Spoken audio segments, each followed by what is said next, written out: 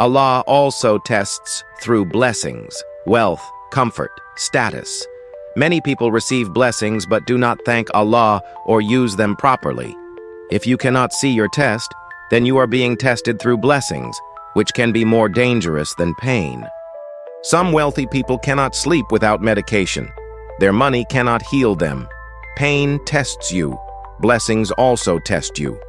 Both require the same response: return to Allah.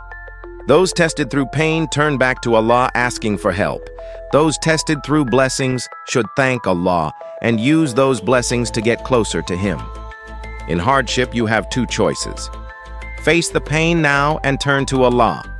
Avoid the pain, seek sympathy from people, and make your suffering longer and heavier.